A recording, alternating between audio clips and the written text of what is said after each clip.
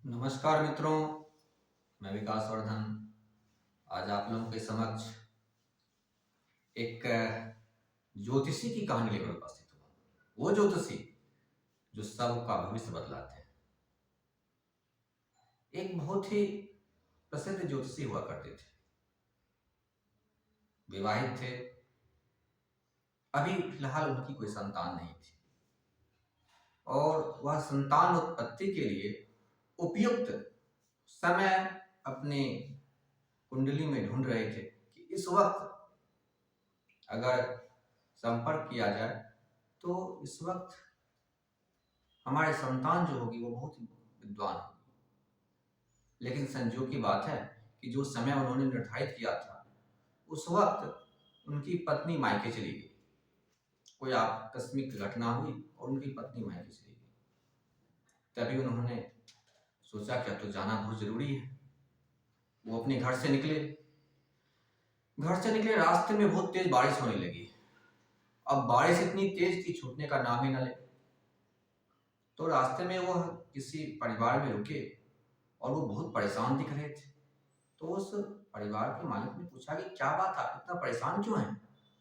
तो उन्होंने बताया कि ऐसी ऐसी बात है कि अभी जो समय बीत रहा है उस वक्त मुझे अपनी पत्नी से मिलना बहुत ही आवश्यक है, क्योंकि इस वक्त से उत्पन्न हुआ जो संतान होगा वो बहुत बड़ा विद्वान होगा और पूरी दुनिया को बहुत ज्ञान देगा, दुनिया का बहुत लाभ करेगा। दुनिया में जितना ज्ञान है, दुनिया में जितने लोग परेशान है, बहुत लोगों को लाभ पहुंचेगा उसके ज्ञान के प्रकाश से। और उस ज्ञानी व्यक्ति का, उस ज्ञानी आत्मा का इस जमीन पे आना बहुत आवश्यक है और इसके लिए मुझे अपनी पत्नी के पास जाना परम आवश्यक है। लेकिन इस वक्त बारिश इतनी तेज हो रही है, ओले गिर रहे हैं और मुझे काफी दूर जाना है, मैं कैसे जाऊं? तो ऐसा सोचकर उस परिवार के मालिक ने सोचा, वह जाकर अपनी पत्नी के साथ मशविरा किया और उस एक रात्रि के लिए उसने अपनी पत्नी का विवाह उस ज्योतिषी के साथ कर दिया। फिर क्या था, जो होना था वो ऐसा हुआ। 9 महीने बाद उस स्त्री से एक संतान का जन्म हुआ। फिर उसने कहा कि ठीक है, आप 5 वर्ष तक इसे पालन पोषण कीजिए, फिर जब शिक्षा के योग्य हो जाएगा तब फिर हम इसे अपने पास ले आएंगे।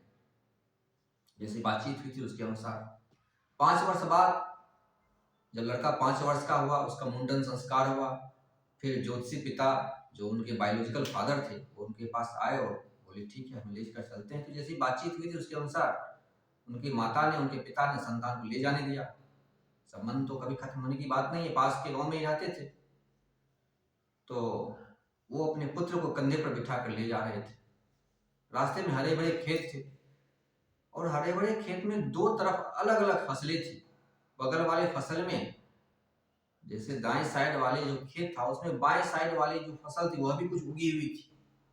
तो उनका लड़का विद्वान तो था ही, ज्ञानी, तो उसे ज्ञान की जो किरण थी, ज्ञानी होने की जो संभावना थी वह तो बचपन से ही थी, क्योंकि उसमें बहुत उत्सुकता थी, बहुत सारे प्रश्न करे करता था।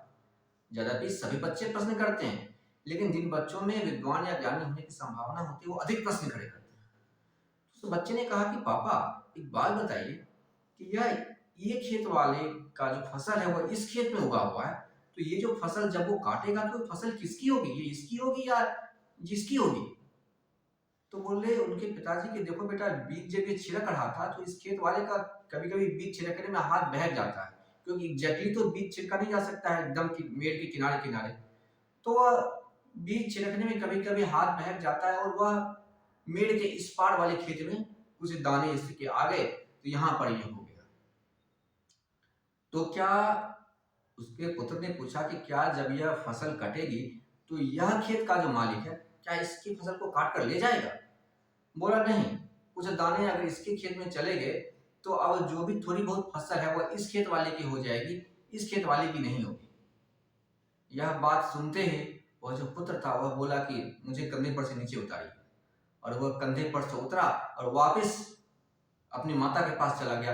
बोला कि मैं आपका नहीं हो सकता, क्योंकि जिनके पास में जो मेरे पिता हैं, जिन्होंने मुझे पालन पोषण किया है 5 वर्ष, मैं उन्हीं के पास रहूंगा, क्योंकि पुत्र मैं इन्हीं का हूं।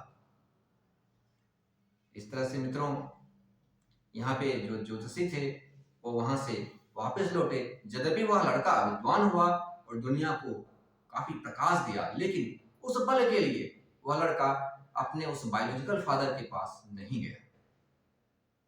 आशा करता हूँ मित्रों कहानी आप लोगों को बहुत पसंद आई होगी। कहानी पसंद आए तो चैनल को सब्सक्राइब करें, लाइक करें और अपने मित्रों के साथ शेयर करें। बहुत बहुत धन्यवाद।